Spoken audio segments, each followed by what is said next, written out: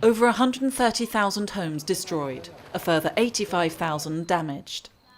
The earthquake at the end of April hit 30 of the country's 75 districts, leaving victims in densely populated towns like Kathmandu and Pokhara, as well as in rural and remote areas.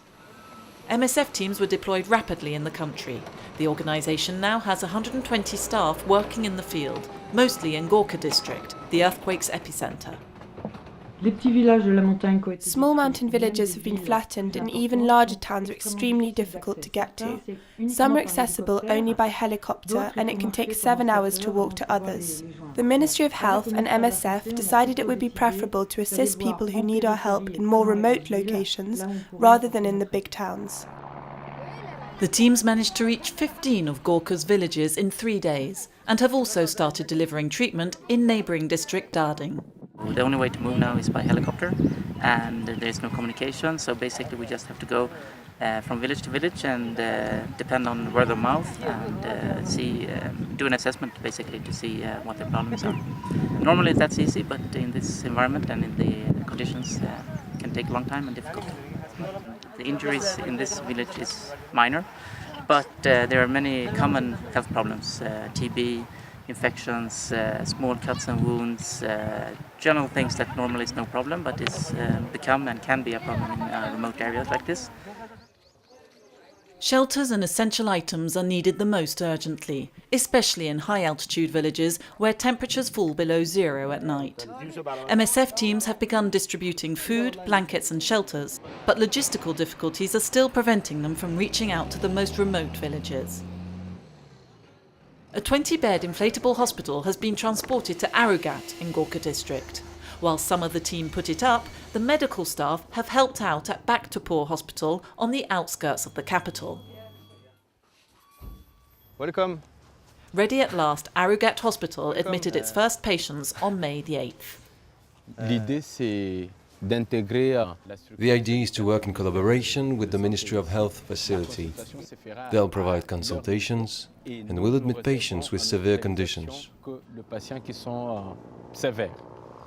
Most of the injured in Kathmandu who were wounded during the earthquake received treatment quickly. Medical needs now mainly concern maternity services and injured patients requiring follow-up surgery or physiotherapy. After numerous aftershocks, on May the 12th, a second 7.3 magnitude earthquake hit Nepal. Its epicentre was in China, less than 100 kilometres from Kathmandu. An MSF team went to the affected area and evacuated several of the injured.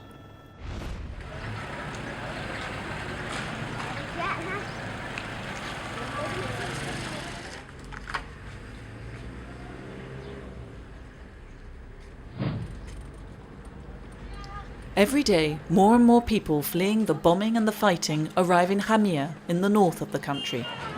We've come to Hamir having fled our home, but Hamir is deprived of everything.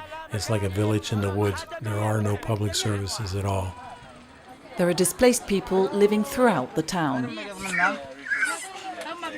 The location we identified for now is occupying more than 85 families. For now, there are many needs in such location, including the medical intervention, which we started today with a mobile clinic for the sick people, for the injured. Hamir Public Hospital, supported by MSF, treated patients from all over the region before the conflict broke out. But the current lack of fuel is preventing access to healthcare. The consequences are disastrous. Pregnant women and children suffering from easy-to-cure ailments are dying because they are unable to receive the medical care they need in time.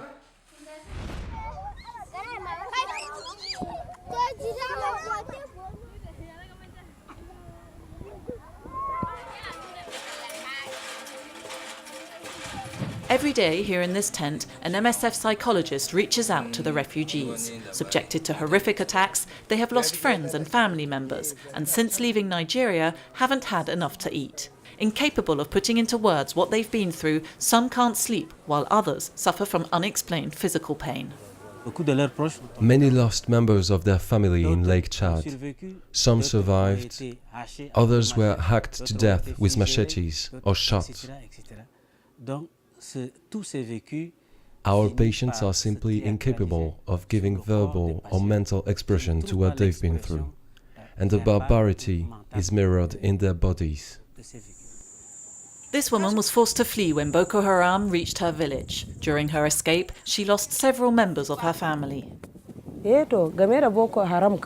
We saw our relatives being massacred by Boko Haram. We were in a state of shock. What's worrying her most is how to feed her 7 children. To get by, she's already had to sell her mat and the blanket given to her by an aid agency.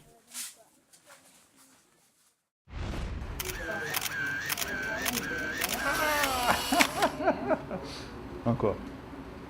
Non, comme ça, comme ça, comme ça, comme ça. Oui. Allez.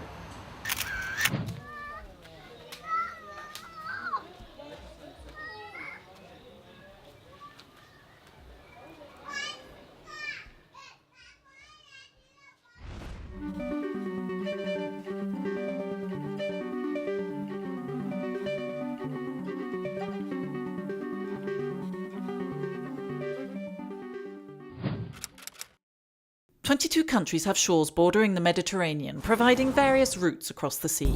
To the south and the east are the countries people are fleeing or pass through to escape war, poverty and human rights violations. To the north lies their destination, Europe. It's estimated that 20,000 people have lost their lives crossing the Mediterranean in the past 15 years. Who are the people forced into exodus? In the first months of 2015, most were Syrian, Eritrean, Somali or Afghan. As soon as new barriers go up, the migrants change routes. The most common are Morocco to Spain via the enclaves of Ceuta and Melilla, Tunisia and Libya to southern Italy, and Turkey to Bulgaria or Greece.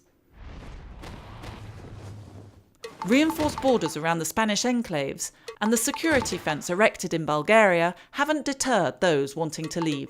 They just seek out alternative routes. The one linking Tunisia and Libya to Sicily is currently the most practicable, but also the most deadly. Estimates indicate that in 2014, 3,500 people drowned during the crossing. More than 1,750 have perished since the beginning of 2015. In October 2013, a boat transporting 500 migrants sank, and Italy launched rescue operation Mare Nostrum, saving over 150,000 lives in a single year. But in October 2014, the Italian operation became European, changed its name and its remit. While Mare Nostrum ships used to patrol close to the Libyan coastline searching for and rescuing migrants in distress, the new operation, Triton, is designed above all to protect Europe. Its ships don't venture very far from shore and the budget has been reduced by 2/3. The Italian Coast Guard also helps to save migrants, as do privately owned ships, which are obliged under international law to assist anyone in distress. But trawlers and huge merchant navy cargo ships are not equipped to pick up dozens of migrants on small overcrowded boats. Faced with such tragedy, leaders of European Union countries often justify this policy of inaction, arguing that increasing the rescue operation will encourage more migrants to attempt the journey. But the figures prove the opposite. In January 2014, while Mare Nostrum ships roamed the sea, Italy saw nearly 2,100 migrants arrive on its shores. 12 months later, when the operation had been abandoned, they were close to 3,500. The trend was much the same between February 2014 and February 2015. At the beginning of May, MSF sent medical teams aboard 2 ships, each equipped for several hundred people.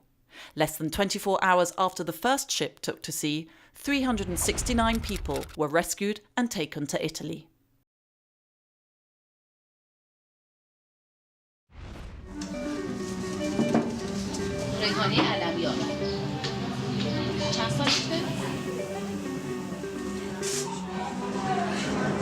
I just come back from Iran. I've been the project coordinator for the South Tehran clinic in Iran.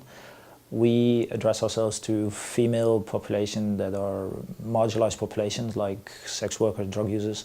I've been working with this population for many years in different contexts. We see the same dynamics in many different countries where people like drug users or people like sex workers, they are very much exposed to stigma and exclusion, which leads to situations where they don't have any contact anymore with the regular healthcare system.